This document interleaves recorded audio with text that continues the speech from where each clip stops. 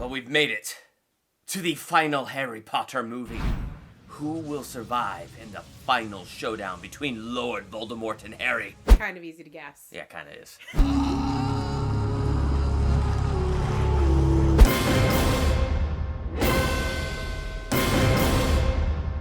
Welcome to Durbania. I'm Durbin. I'm Laura. And this is our retro review for Harry Potter and the Deathly Hallows Part Dos. I'm super excited to dive into this one. This one, I forgot how good, these last two Harry Potters were. Yeah, they were I think one of the things that was great about it is they were able to take, a relatively thick book, and they made it into two movies, which because of it, they were able to make the second half of the movie a full-length movie, yes. Not a whole book into a full-length movie, where they would have had to cut out so much stuff. Yeah.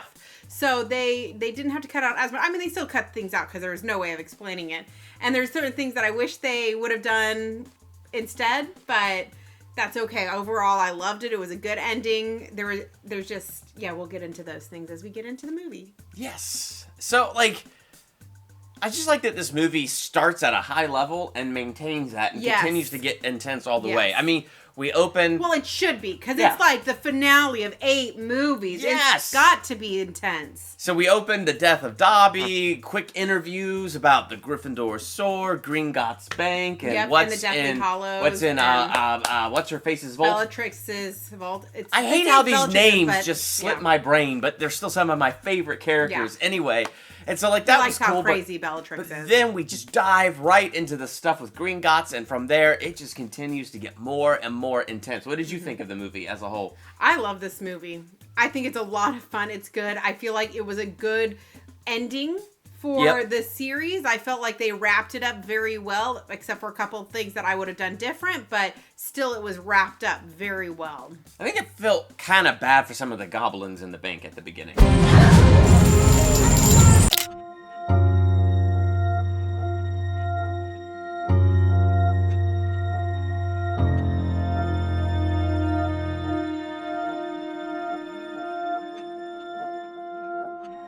Because, the one goblin, he got the Confungus charm, or whatever. Imperio. Oh, Imperio! I wasn't even the least bit close, was I?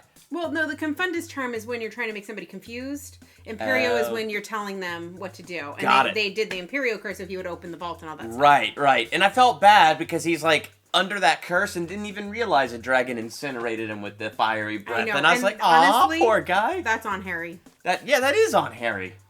But I guess, you have to think of the greater good and take out Lord Voldemort, but still, that's kind of sad. Yes. Yeah, I felt bad for the dragon. I was excited it escaped. Yeah, I know. That's not a good life for anybody. I would think, I know, that's the section of London that's hidden from Muggles, but dragons fly pretty high. No, it got seen. It had to have been seen. There's no ifs, ands, or buts about that. Yeah. People will say it was an airplane or something else. They'll find a way. Magicalize it, the Muggles, but... Yes, but it was a magical creature. Yes. And where to find it. Yes. Anyway. That's coming next. Yes. I haven't seen that one in so long. Anyway, I know, I'm looking forward to rewatching that one. Here's what continued to drive me nuts. So we find Albus Dumbledore's brother, Aberforth. Yes. And we get into the store, the shop that he owns, and we see the mirror that was not explained, that should have been explained in book 5. And it was funny because they tried to explain it really, really fast. And it still didn't work. Well, the only thing they explained was how Aberforth came about with the mirror, but they never explained how that particular mirror broke with the one shard coming into Harry's possession. And why would somebody buy it broken? And so, that continues to be, one of the biggest film plot holes, and all they had to do was go into the 5th book and just throw in some scenes with this mirror in that book, and it would have made perfect sense. But, they just... Or they could have written it cleverly into this somehow, but they just had to ignore that and be like, well, crap, oh well.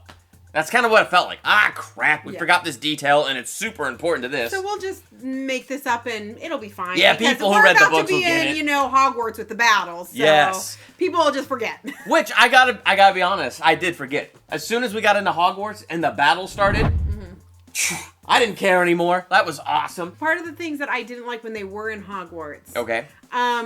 Mine more dealt with Harry being in the headmaster's office, because when he comes out of the pensieve, he talks to the portraits. He talks to Dumbledore's portrait, and at the end, after the battle's done, he goes back there, and this is probably one of my pet peeves in the books. He took the Elder Wand and he repaired his wand. Oh, yeah. And it's like, because he talks about how his wand's bad. He kept his broken wand. He didn't get rid of it. Does not break the wand, the Elder Wand. He puts it, because Harry technically has it, or has the allegiance of it, I guess you could say. And he puts it back on Dumbledore. And then he leaves the stone lost in the woods, so that this way nobody can ever reclaim it. So this way no one else can ever be the Master of Death. Fascinating. So therein lies something that I thought was actually, like, powerfully symbolic in this movie. Yes. And I talked about it in a theological analysis I did a little bit back.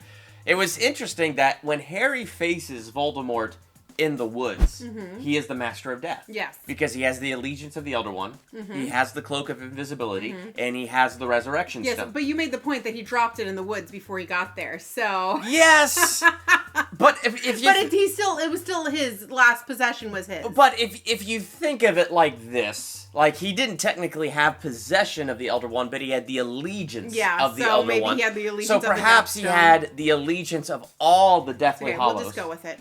Because, like, I just thought that was incredibly interesting. This whole thing started with a sacrifice of love that protected Harry, and then this whole thing ends with Harry giving his own sacrifice of love, that he, the Master of Death, faces down Voldemort and doesn't try to be the Master of Death, but willingly gives his life. And so I thought that was interesting symbolism. I mean, you're right, there's those little plot holes in there. He dropped the stone in the woods, and technically it wasn't on his person. In the movie, he totally forgot to bring the Cloak of Invisibility all together down there, so... We'll just say it was in his pocket. Yeah, so, yeah, I get it. So there's holes we to that don't see plot. a lot of the Cloak of Invisibility in these movies where they were used in the book, so that's okay. It's alright, but anyway.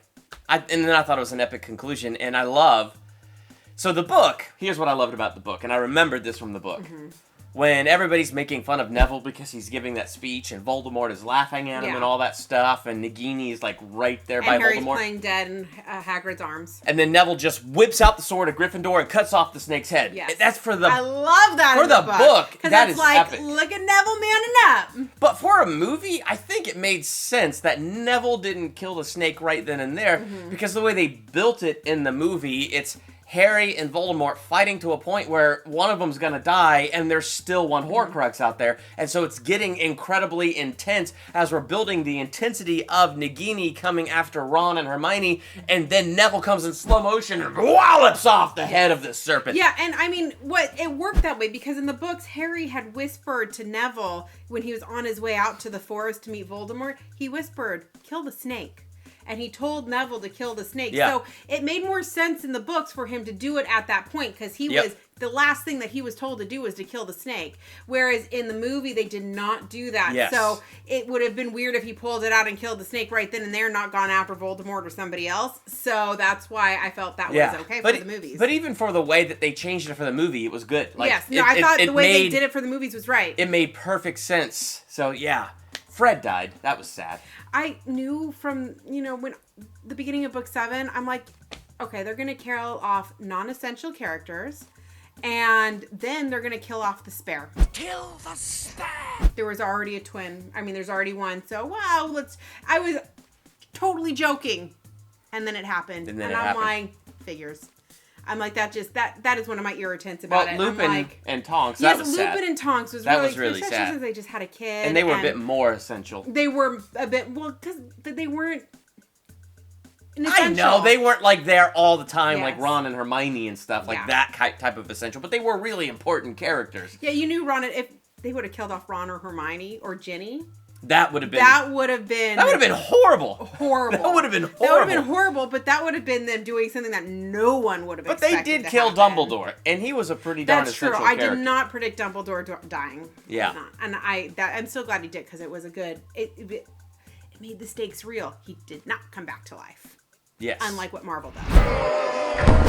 Not just Marvel, but going to the CW DC shows, death has no meaning in any of those shows. That's probably my biggest irritation. Now they've opened up Earth too, so like everybody that dies here is alive there. Bring them right back through. Okay, that's done. That was a I think it's though, like I'm kind of done. I don't have anything else to say. I think that this second part was a fantastic conclusion to an entire epic series of Harry Potter, and it's really hard when you have that kind of pressure to close something good. Yes. But they did a really good job sticking to J.K. Rowling and staying close to her source material. As they could and so, for a movie. So they did a great job, and they made it an incredibly satisfactory ending to this incredible series, and then jumping 19 years into the future and just giving us that look that they all grew up and they're all fine. Yeah. Though it is kind of funny that even Malfoy had kids about the same time as Harry, but anyway. Well, yeah, because, you haven't read The Cursed Child. I have not read The Cursed Child. Malfoy's son is really good friends with Harry's son. Should I read The Cursed Child? Let me put it to you. Should I read The Cursed Child? Is it a good continuation of the series, or is it like... You wouldn't like the time travel part of it. Yeah. Well, because then it would go against what happened in the third book, where you can't go in the past and change the past, because it's part of the past that you're in the past. So, yeah. I don't know. Anyway. Just... Did you like The Cursed Child? Did you like this movie? Tell us. Well, we got one more movie to review, and that is Fantastic Beasts. Technically two. Okay, one more of the retro reviews to do, which will be Fantastic Beasts and Where to Find Them. And then finally, we will do a spoiler-free review and a spoiler talk for Fantastic Beasts and the Crimes of Grindelwald. Yes. Did I say his name right? Yes. It was impressive now that I made the connection of Grindelwald in the series. Yes. I was just so excited to make that connection. Anyway, so I'm really excited to see how they tie these things together, and I can't wait to have an in-depth discussion with you. Did they do a good job with Fantastic Beasts 2 and pulling all this stuff together? So all of that is coming, so hit the subscribe button and hit the bell by the subscribe button so you're notified as soon as that stuff lands. So in the comments, what's your favorite Harry Potter movie? Let's talk about that. I'm Durbin. I'm Laura. Thanks for checking out Durbania.